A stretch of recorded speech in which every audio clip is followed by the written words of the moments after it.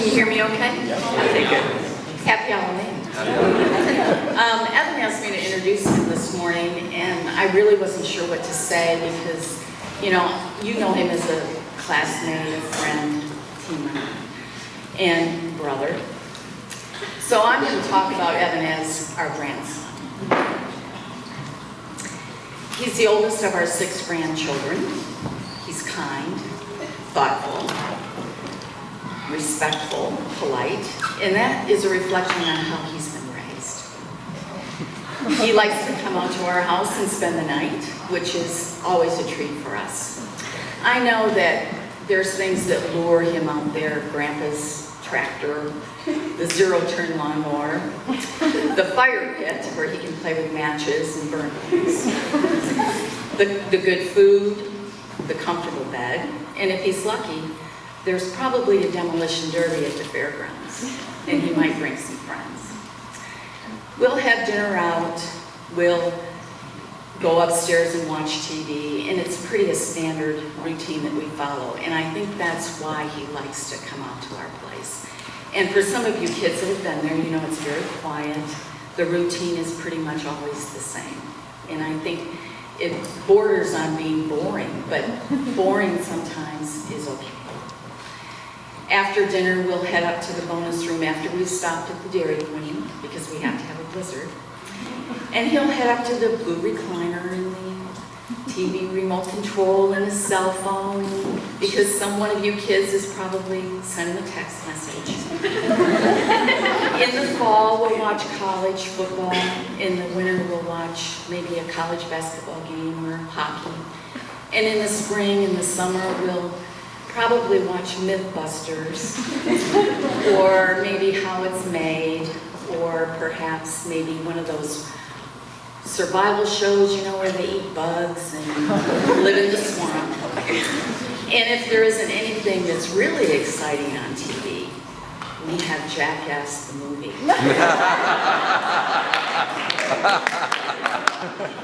If you've ever watched that, which we've got some chuckles, so I think you probably have, to sit there with a teenage grandson and bond over this is pretty exciting, and it's pretty disgusting. We've heard over the past years, gosh, Graham, if I was only a freshman, will I ever get in high school? When I'm a sophomore and I can drive and I have my freedom, gosh, I want to be a junior. But there's lots of homework during that year. When I'm a senior, when I finally get to be 18 and I'm an adult, whatever that is, and I graduate. Well, you've got the rest of the semester next. You've got lacrosse practice, you've got your schedule, you've got prom, graduation, and all the things in between. But before that, you need to give your senior speech. So it's my greatest honor to introduce the first speaker for today, Evan McKay Oleary, class of 2014.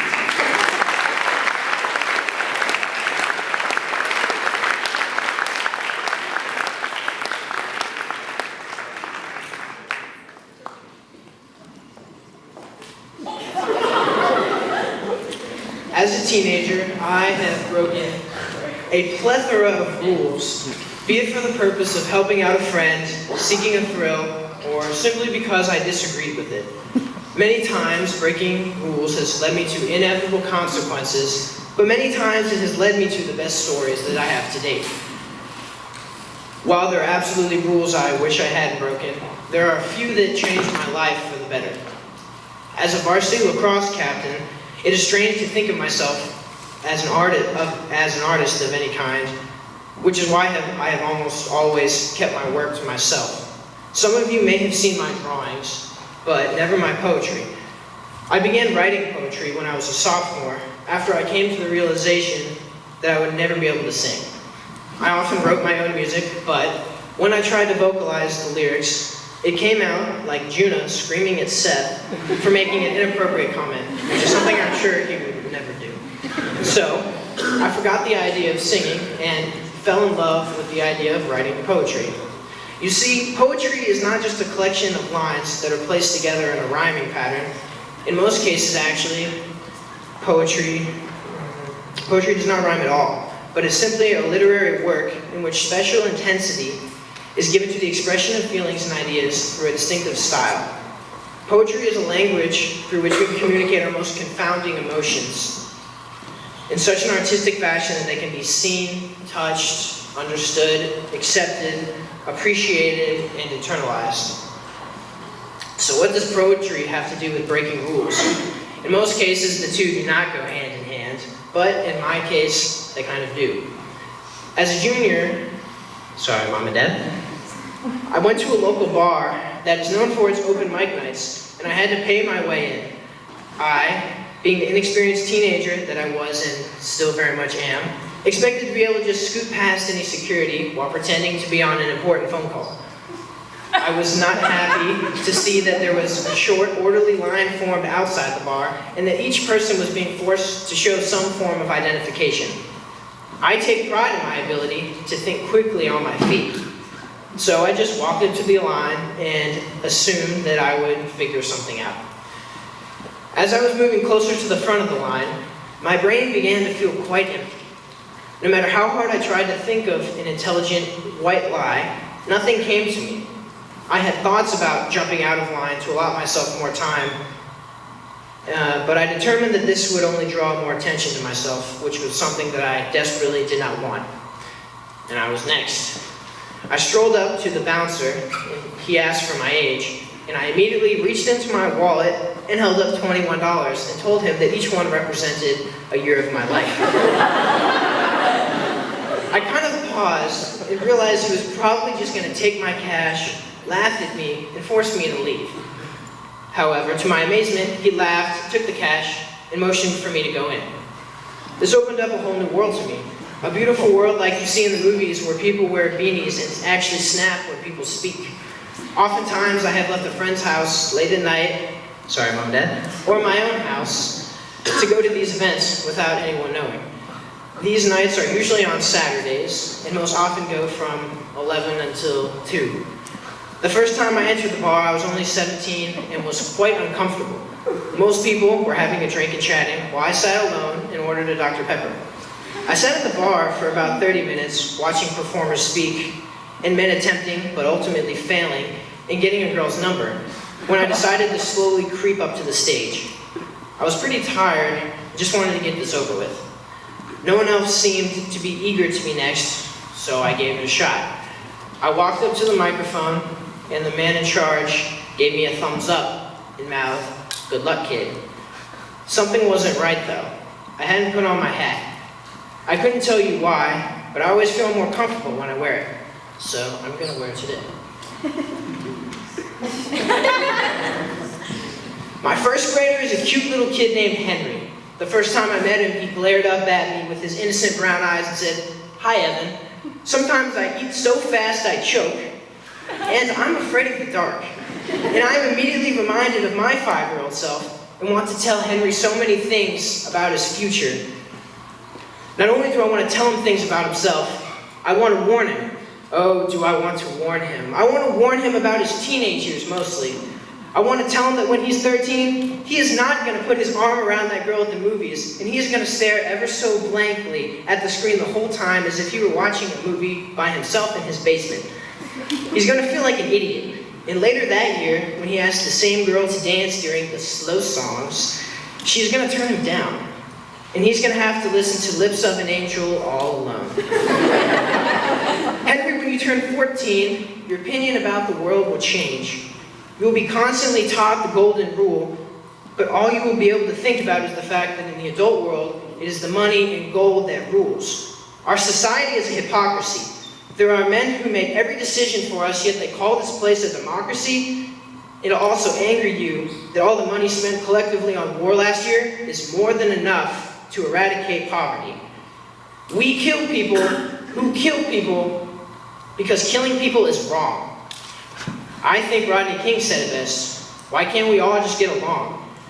You start realizing that for your whole life you've been lied to, and you're starting to realize what this world is truly like without even trying to. Henry, when you're 15, you'll lose about 50% of your friend group because you were a selfish jerk who only cared about himself. I wish I could tell you how to avoid this, bud, but I couldn't even do it myself. Henry, promise me that you will do everything you can do to maintain a good relationship with everybody in your grade. Because despite everyone's seemingly obvious flaws, you're most likely the one who has been wrong for so long. And by your senior year, you wish that you could take it all back. But sorry, bud, deal with it. Life doesn't really work like that. When you turn 16, you realize that not everyone is always going to like you. How do you handle it? You don't. It handles you. It'll tear you open deep down inside, and it'll dig out all of your emotions, leaving no place to hide. It'll haunt you like a bad dream, but your eyes will be open, and it'll feel like your blood is a river of not good enough that is constantly overflowing. Henry, at 17, it'll hit you. Everything that you've done, all the people you have pushed away, and all your shortcomings, at least some. They'll make you amazed at how easily time can be wasted. Please don't wish it away. Relax a bit, and have some patience. When you turn 18, you will realize how fast life can truly go by. It has been said that time is the thing we want the most, but use the worst. I completely agree. Henry, promise me you will use your time more wisely than I did.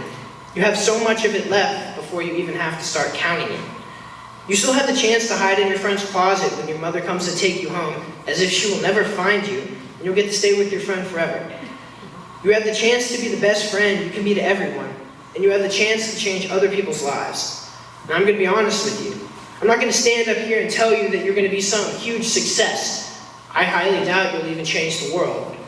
The odds that you'll become the next Van Gogh, Steve Jobs, or Honey Boo Boo is extremely unlikely. But know that you can always make a difference in a person's life.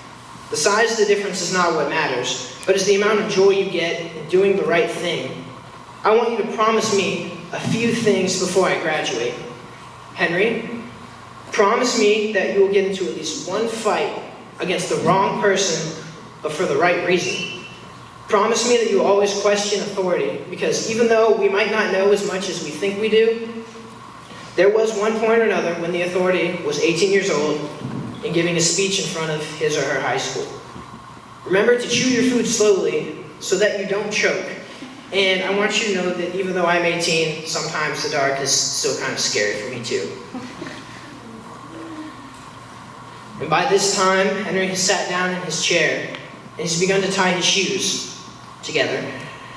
I put my arm around him, and as I open my mouth to say everything I had been thinking, I look down at him and I say, "You'll be fine. You'll be just fine." Thank you.